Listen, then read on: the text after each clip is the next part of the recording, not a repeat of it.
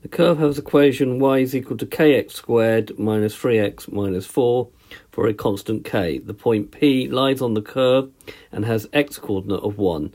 The normal to the curve at the point P is parallel to the line x plus 3y is equal to 12. A. Find the value of k. The tangent to the curve at P meets the curve at y is equal to x squared minus 18x plus 103 at the points Q and R. Find the coordinates of Q and R. So we've got y is equal to kx squared minus 3x minus 4. If we want to differentiate that, we know they're always, so y is equal to ax to the n. It means if you differentiate it, you're going to get, you bring down the n, so it becomes an x to the n minus 1. So differentiating term by term, so this is just a number, so this becomes 2kx minus 3. At the point P, x is equal to 1, so dy by dx will be 2k times 1 minus 3, which is equal to 2k minus 3. The normal is parallel to x plus 3y is equal to 12. So if we rearrange this in the form y is equal to mx plus c, by doing 3y is equal to minus x plus 12, divided by 3, we get y is equal to minus 1/3 x plus 4. This here gives me the gradient of the tangent, which I'm going to call mn. So we can say the gradient of the normal, which we're going to call mm. So the gradient of the normal is minus 1/3. Now, if I've got the gradient of the normal, I can find the gradient of the tangent. And the gradient of the tangent is equal to this, because dy by dx gives me the gradient of the tangent at a particular point. So the gradient of the tangent, which we'll call mt, so minus 1/3 times mt is equal to minus 1. This is the condition for perpendicular lines for the gradient, and therefore the gradient of the tangent will be equal to 3. Therefore, I can now put 2k minus 3 is equal to 3, because they have to be equal. 2k will be equal to 6, k will be equal to 6 divided by 2, which is 3. Now, for the second part, I now know that y is equal to 3x squared minus 3x plus 4. I know the x coordinate of P is 1. I now can find the y coordinate by substituting in here. So I'm going to have y is equal to 3 times 1 squared minus 3 times 1 minus 4. That gives me 3 minus 3 minus 4, which gives me minus 4. So P has coordinates 1 minus 4. So what I need to do is find the equation of the tangent at P 1 minus 4. So it also has, we know it has a gradient of 3 from up here, the tangent. And then I can use y minus y1 is equal to mtx minus x1. Some people prefer to use y is equal to mtx plus c, but I prefer this method.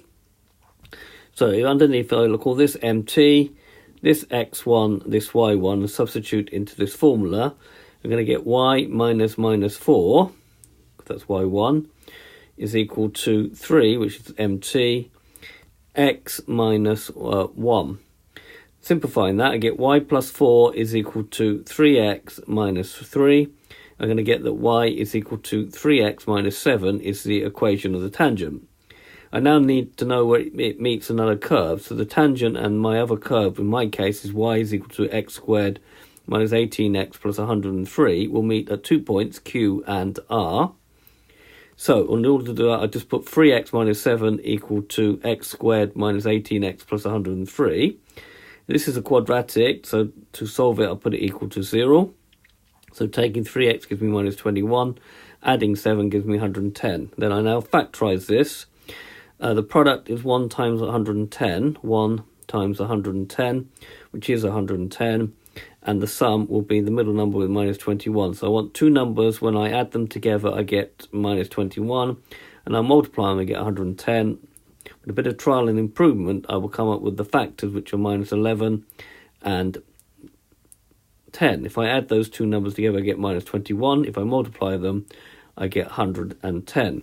So taking the quadratic and splitting it up into minus 11x minus 10x plus 110 is equal to 0.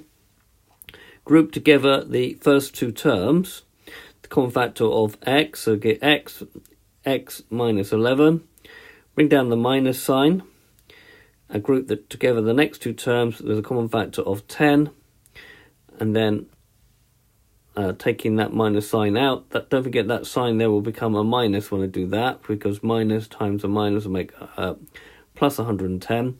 Should get the same thing in the bracket here, so because that comes out as a common factor, x minus 11 brackets x minus 10 is equal to 0. Right, carrying on, so that gives me two values, x is equal to 10 from here and x is equal to 11 from here. To find the y-coordinates, I just substitute back into the tangent, because that's the easiest one to substitute back into, rather than the quadratic, and that will give me, when x is 10, y will be 3 times 10 minus 7, which is 30 minus 7, which is 23.